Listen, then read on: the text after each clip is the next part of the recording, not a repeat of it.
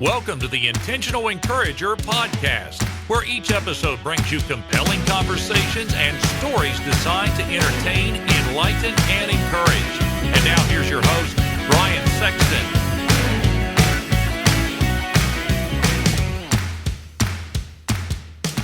Hey everybody, Brian Sexton. I am intentionally encouraged when I see people doing business the right way. And for the last 15 years, Damon Burton and his team at SEO National have done just that. Now you might say, Brian, what can they do for me in my business? I'm going to tell you what they can do for you. They can help you understand search engine optimization. There are a lot of players out there in the marketplace, but you want a team of people that are going to be dedicated to working with you and helping you to understand search engine optimization and how you can show up higher on search engines so that you can bring more revenue into your business. Damon and his team are full of integrity, honesty, decency, and trust. And if that's important to you and that encourages you, I would encourage you to give them a call today at 855-736-6285 or go to SEOnational.com and get a free quote and tell them you heard about it on the Intentional Encourager podcast. Get ready for a dynamite conversation coming up right now on the Intentional Encourager podcast. And welcome into the Intentional Encourager podcast. I'm your host, Brian Sexton. Thank you for joining us again today. I have a royalty on the Intentional Encourager podcast. You say, Brian, she doesn't look like a monarch. She is. She is the sock queen. Okay. So we are gonna talk about socks, which I think that's cool. The sock queen. I think that's very cool. And two, maybe if we're fortunate, we can see what kind of socks she's wearing today. I have a lovely pair of red to go with my Cincinnati red socks. I can't bend a certain way. I would show you my socks. I can't bend it like that anymore. But she creates premium custom brand socks to help people promote their business. That is so cool.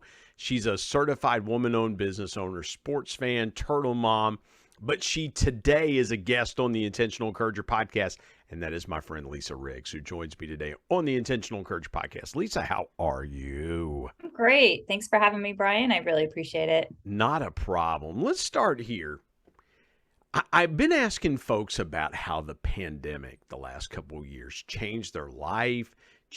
That's how the Intentional Encourager podcast was born. This podcast was born out of the pandemic, where I had extra time because I was working from home.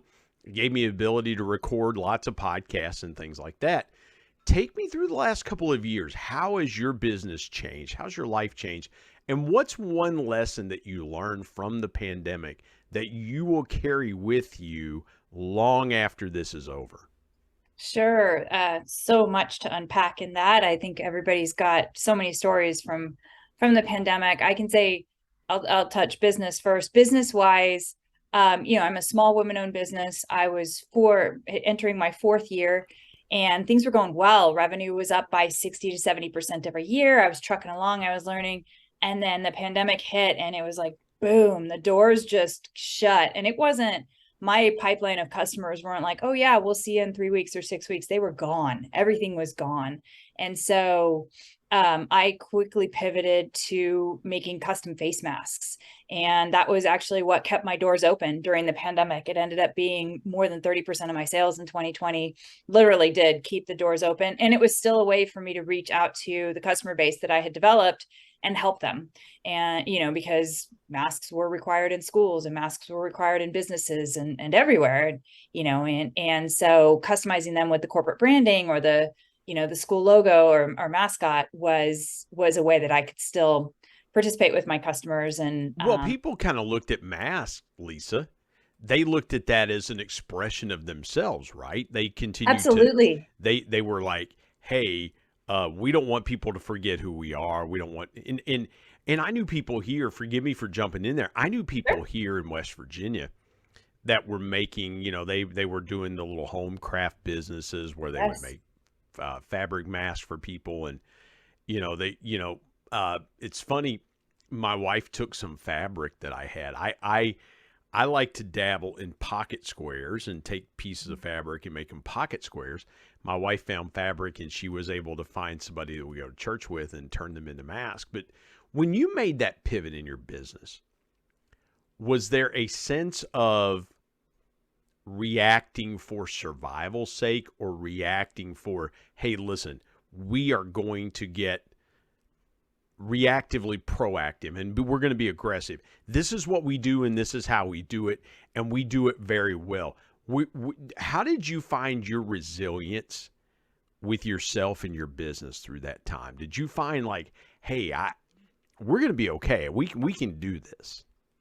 During in the heart of the pandemic, I was not sure I was going to be okay. Thankfully, I was able to receive a PPP loan and just try to figure out what in the world was next. But as a small business owner, like my company was an idea. I have built this from scratch the entire way up. So resilience is a piece of it, but adaptability is the other piece. I joked before the pandemic, I often run my company by trial and error. I try something, it works, great. We continue, it doesn't, okay, I learned my lesson. And that adaptability, being able to adapt quickly, I think is the only way for small businesses to survive.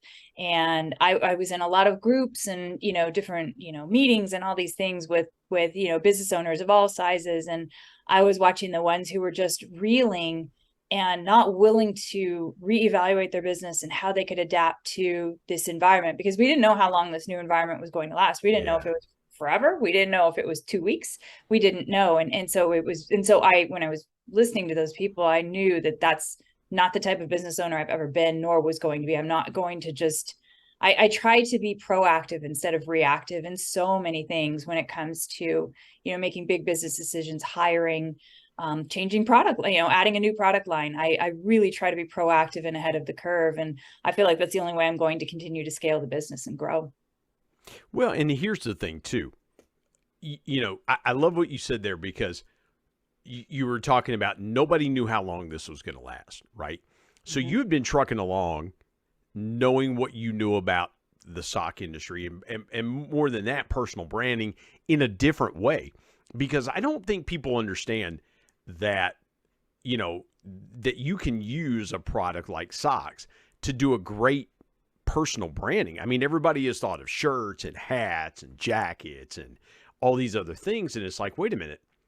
If you think about it, socks have really jumped in there in the personal branding space.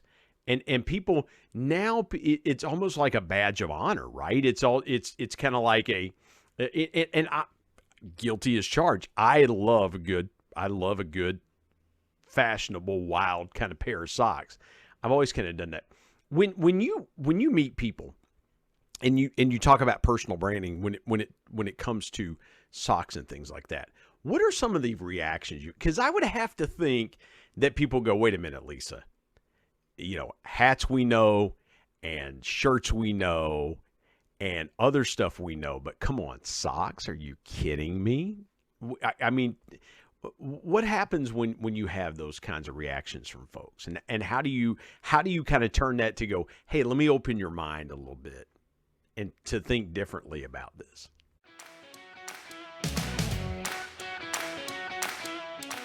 Hey everybody, Brian Sexton. Prices are going up by the day. We've got to find ways to increase our household revenue. Now, a couple ways you could do that is, one, you could go and ask your boss for a raise. But if that doesn't work, I've got another way for you. It's my friend Joe Hart's program called Products for Profit. Joe's been a guest here on the Intentional Encourager podcast and told his story about how learning retail arbitrage changed his life, and he's been helping thousands of people change theirs. Now, retail arbitrage is simply this. It's taking a product and buying it and then reselling it online for a higher price, and you keep the profits. And guess what? Amazon and Walmart use third-party resellers every day to fulfill their customer orders. I want you to go to productsforprofit.com or productsforprofit.carrd.co. Get connected to Joe's team. Tell him you heard about it on the Intentional Encourager podcast and start making money today with Products for Profit. And now let's get back to more great conversation on the Intentional Encourager podcast.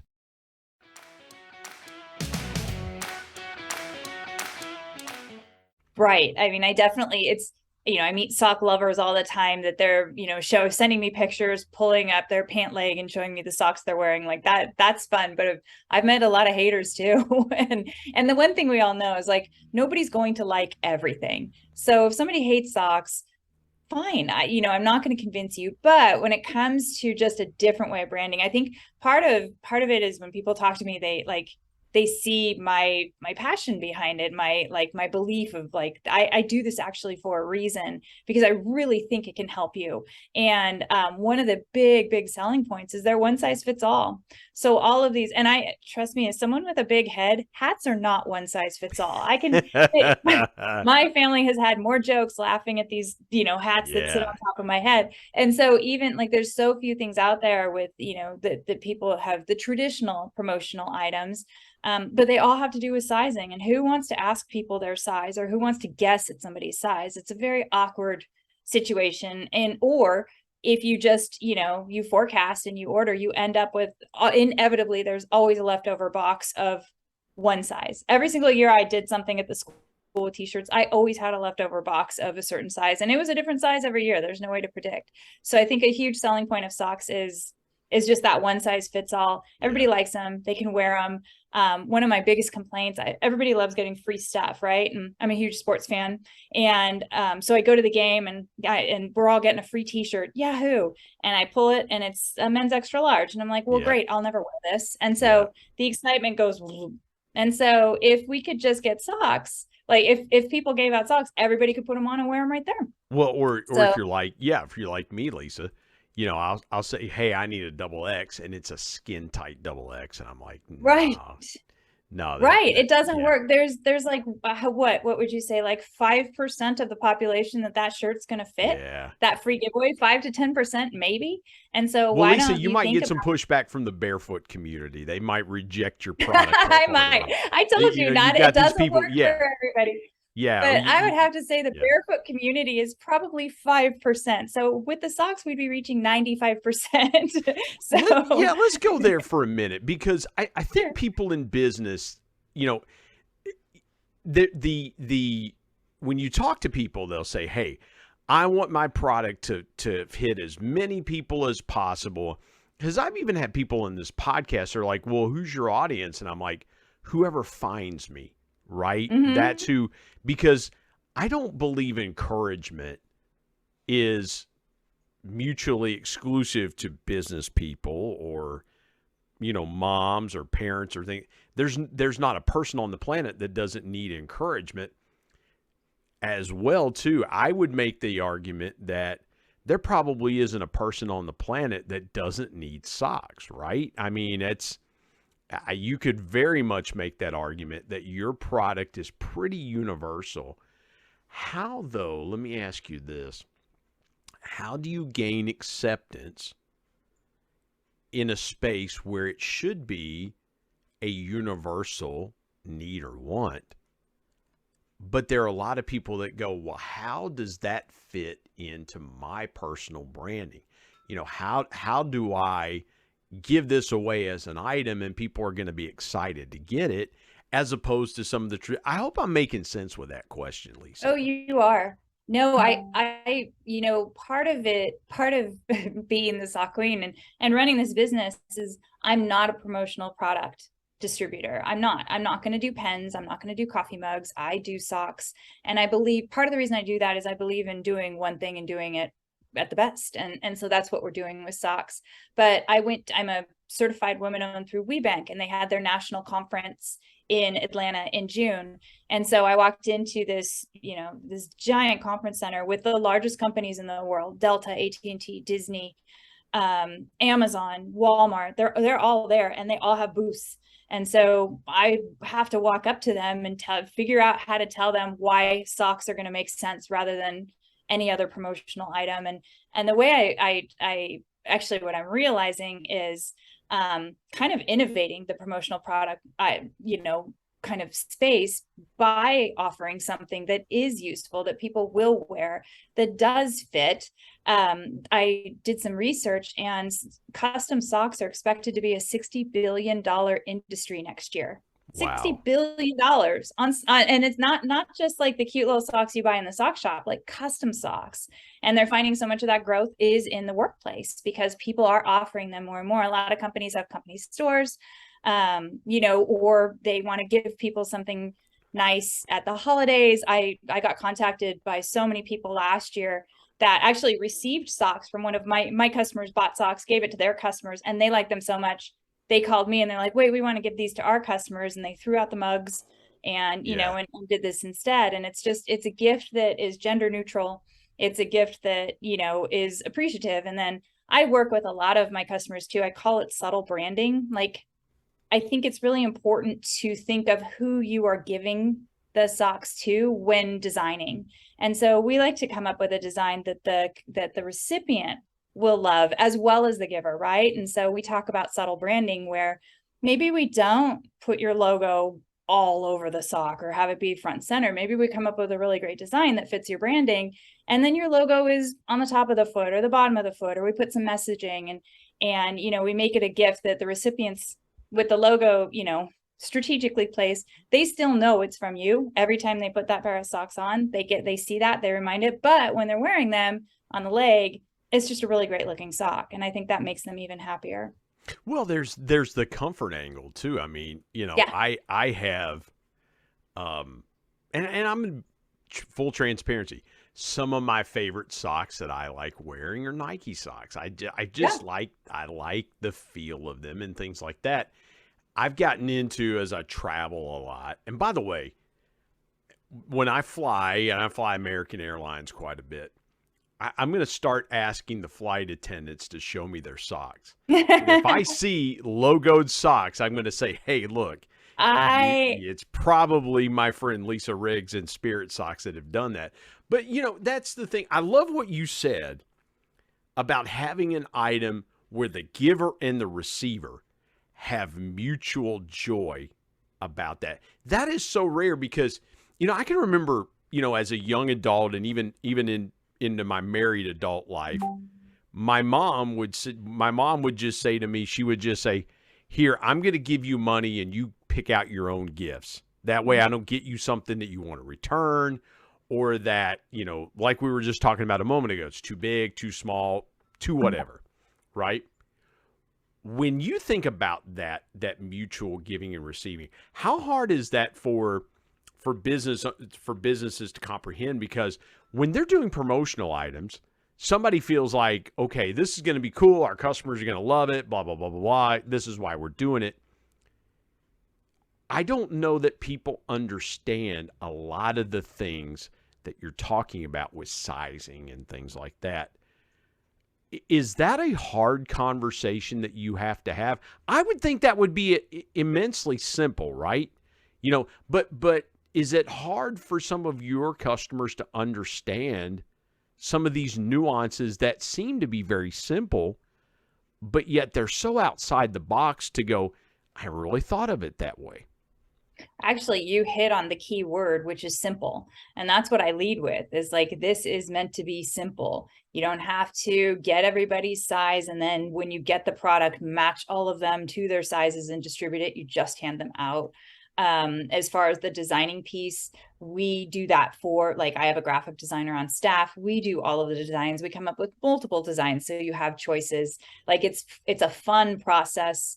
And then one of the ways too that I help people understand is I'm always happy to send out samples, like, to, you know, potential customers if they'd like to test. I highly encourage, like, wash and wear them. Definitely, I want you to see the quality. Our athletic socks are modeled after the Nike Elite sock. They're a fantastic sock, and we believe in high quality. And so I stand behind the quality. So I'll send them samples too. And I'm like, and here's an adult size, here's a youth size, try it on a bunch of people. And I think that helps explain it too. And I do know, like, for people who are just so used to t-shirts and hats and jackets, it is like and so sometimes there's lots of different steps. Everyone's just ripping their socks off and putting your product on when they get it. It's like, what is this insanity that's happening right now? but here's the thing. It's almost, here's what I'm kind of sensing as you're talking about that. Kind of putting myself in the moment, Lisa. Mm-hmm. It's almost like it's Christmas morning and they're going, oh my goodness, let me go ahead and put these on now. This is, you know, what I'm wearing. Forget this. It's Lisa, I would have to think it would almost be like, what's this garbage on my feet right now? I just got these cool socks forget this. Whatever I have on right now, it's almost like this is trash compared to what I just got. There is a new. Take me through the emotional part of what you've seen too, because I'll share this. I have been in airports and things like that, and I've and I haven't noticed this since the pandemic. I noticed before when I was flying that I would go in an airport and there would be like a sock rack or something like that, or hotels would some higher end hotels would carry socks, and I thought that's a really good idea because sometimes you forget to pack socks. At least guys do. I mean, guys, raise your hand if you're watching this on YouTube or listening, right? You forget to pack socks. And some of these hotels, these higher-end hotels, have these nice ties and belts and socks that you can get. I haven't seen much of that lately, Lisa. I haven't seen it. And I don't know if it is just the pandemic hit and we've forgotten about this. But I would think that people would want to be intentional with something that stands out. And I've kind of lost my train of thought what I was going to ask you, but what happens to folks emotionally that, do you notice they have those V8 moments of going, why didn't I think of socks? This is brilliant. Why didn't I think of that? I'm trying to put myself in the moment there when you have customers that give those as gifts like that.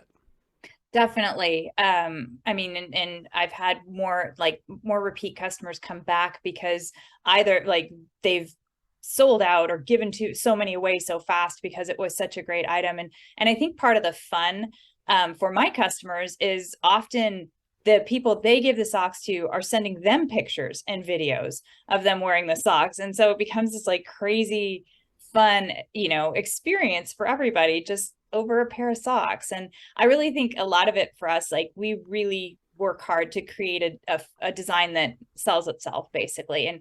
And so it really starts with just like the effort that we put in on our end to make sure this is something somebody's going to receive and go, oh my gosh, I love that. See, I don't know why, Lisa, you kind of sparked my interest here. I don't know why we see all these Instagram pictures, right? Where people are going to the beach, where they're laying outside and they're doing the snapshot and taking their pictures of feet in the sand or something like that. Why don't they just do that with your product where it's just like, hey, take a picture of me, of my product on your feet and send them to me and things like that? Because again, I would think, just thinking about guys, okay, just thinking about it from a guy perspective, socks are really a fashion enhancer. I mean, for us guys, and it's really something that can really set your wardrobe off. I love it. I love putting. I was wearing a suit the other day, and somebody looked at my socks and they went, "Man, your socks match everything about you," and it's just it's an enhancer to that. But I want to go here for just a second and talk about being a certified woman business owner and things like that. I know we're in our society, we're supposed to kind of be gender neutral and things like that. But I really think it's a statement for young ladies to go, hey, you can do this, because we see a lot of entrepreneurs that have service-based businesses, but your product, you've got a singular product. And you've just so beautifully described all the different ways, just working it into conversation, all the different ways. And I'm sitting there going, I never realized that, never thought about that, never thought about that. What piece of intentional encouragement can you offer a young lady, maybe somebody that's in their early 30s, maybe late 20s, and they're taking that first dive into the business world and they're going, hey, I feel like I can make an impact here. Do you have a piece of intentional encouragement you could share? Yeah, actually, I would share a piece I got from one of my friends who was a business owner before I was, and she and I went out to lunch, and I was running everything by her right at the very beginning, and the advice she gave me was, when you're starting your business and you first start to reach out to people, don't reach out to your inner circle first, like your first connections, right? Try to reach out to like your second and third connections that you don't expect a yes from, because you are going to get 1,000 no's for every yes. And so if you reach out to those first connections and you get no's, it's going to be really defeating. So reach out to the people that, maybe aren't going to that maybe that you don't expect to say yes, because it is going to take a lot. You are going to get a lot of no's before you start to get some yeses. And, and just be resilient, stay persistent. Obviously we all get knocked down, and for myself, like I have a pity party that night, but by the next morning I get up and I'm right back at it. And so that would be my advice as well. And for any female business owner, I highly recommend getting certified through WeBank. It is, it's not only, it's great to have the woman-owned certification, but the resources, the training, just the opportunity they offer is amazing. And there's a lot of minority business programs out there as well for men and women that are minority, and they are, the supplier diversity managers pay attention. And it's definitely something worth doing. It's a lot of work, but it is worth it when you get it.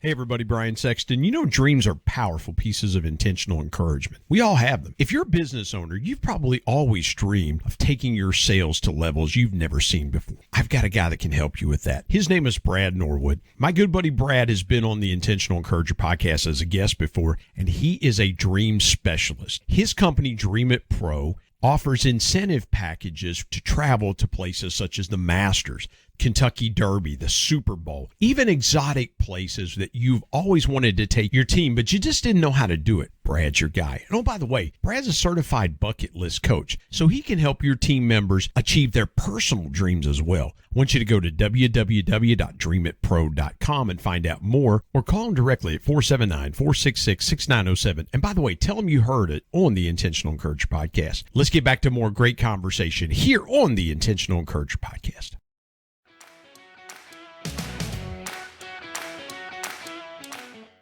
Lisa, a lot of people would ask this question of you this way. I'm going to go in a little bit different direction.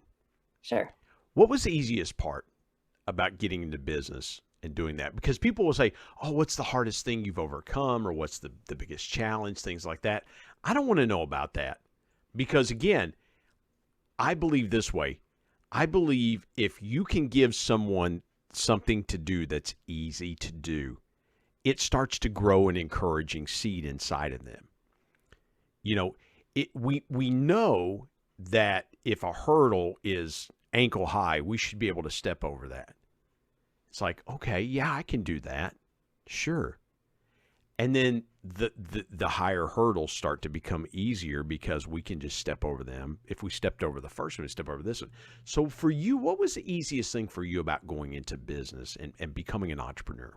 No one's ever asked me that question. Everybody does. Good. I'm glad no one's asked you that question. I'm racking my brain. Honestly, no. I think, the easiest thing for me, I was at a spot where I had my career was in HR in Silicon Valley and high tech, and when I had the kids, it became obvious that wasn't going to be a fit for the type of mom I wanted to be. And so I had stayed home with the kids for some years and loved it. I volunteered in everything. I co-founded a neighborhood association. I absolutely loved it. It's actually how I built the fundraising background that I have for the company. So the easiest part in starting this was actually taking the risk, because I knew that succeed or fail, I was setting a good example for my kids by showing them that when you have an idea, when you have a dream, go after it.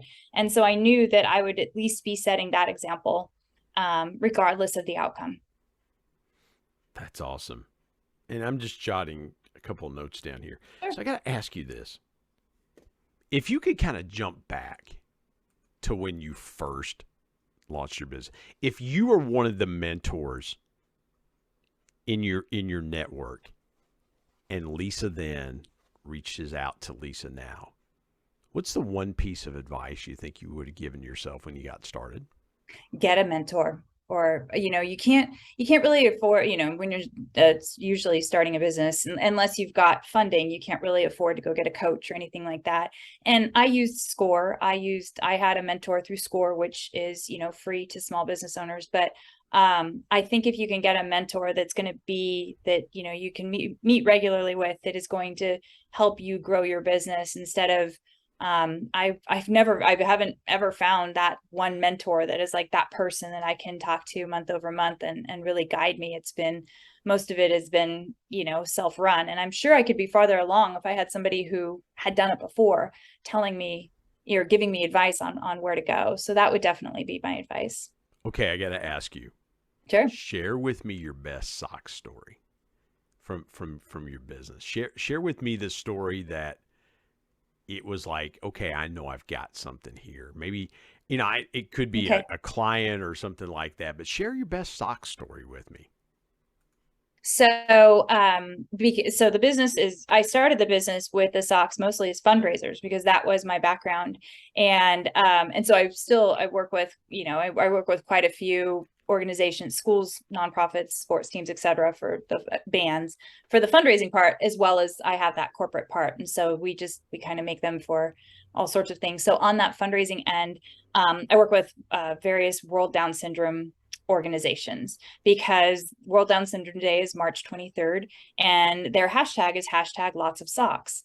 And so it's a way for them to express themselves through quirky socks. And so I had a Down syndrome organization there in Texas, and they came to me, and actually it was one of the women that I worked with has Down syndrome, and she really led the project, which was amazing to work with her and get her point of view on how we can make this work for, the entire organization. But they wanted to run a sock design contest, and then we would bring those socks to life. And so we did. I gave them the template, they ran it. They couldn't narrow down. They had so many good designs that they couldn't narrow it down to just 3. And so we did front and back.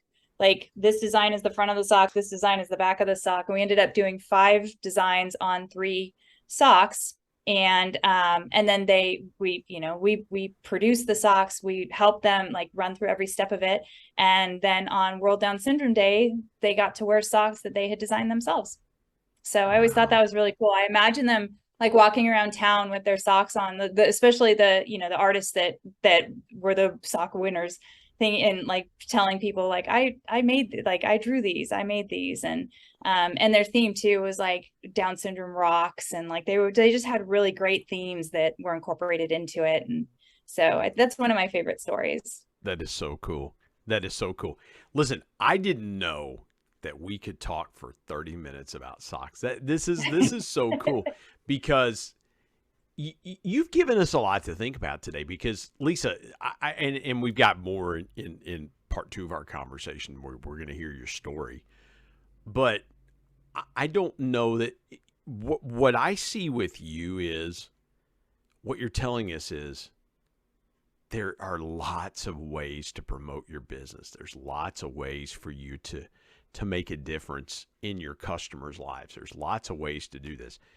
And I think we get so locked in to the mainstream things, and I'm using that in air quotes, that we don't understand that some of the best things that really can impact your customer from a branding standpoint are things that are just going to be things you wouldn't have thought about, right? Things that are different and unique. And so you brought us that today. Hey, let folks know how they can connect with you. I think that people are going to want to connect with you. Take a minute to let folks know how they can connect with you. And maybe there's somebody out there that goes, oh my gosh, this is such a brilliant idea. I need to be working with Spirit Socks. How can he do that? Yeah, and actually, if anybody is interested, like the samples and the mock-up designs we do for free, because I really feel like somebody should know what their product is going to look like before they decide whether they want to purchase it. Seems only fair, right? So, best way to contact me, there's a couple of ways. I mean, you and I met on LinkedIn, so they can reach out to me on LinkedIn, Lisa Riggs, pretty simple. The website is spiritsocksusa.com. Socks is SOX. There's a lot of, let's start buttons where they can contact me as well. Email is lisa@spiritsocksusa, and number is 408-513-3645. Lisa@spiritsocks.com. By the way, Socks USA. Spirit Socks, forgive me, Spirit Socks USA. And Socks is SOX. So, yeah. Spirit Socks USA. .com. www.spiritsocksusa.com. Yep. And no, we don't have Intentional Encourager podcast socks. Maybe down the road we will. But we don't have Intentional Encourager podcast socks. That would be pretty cool. Because teal, that's why I have teal. Teal's probably my favorite. Teal's a great color. Yeah. So good. Yeah. So good. Lisa, this has been fun. I really appreciate you joining us. We're going to have a second part. So you want to stick around for the second part of this conversation. But Lisa, I really appreciate you joining me on the Intentional Encourager podcast. Thank you, Brian.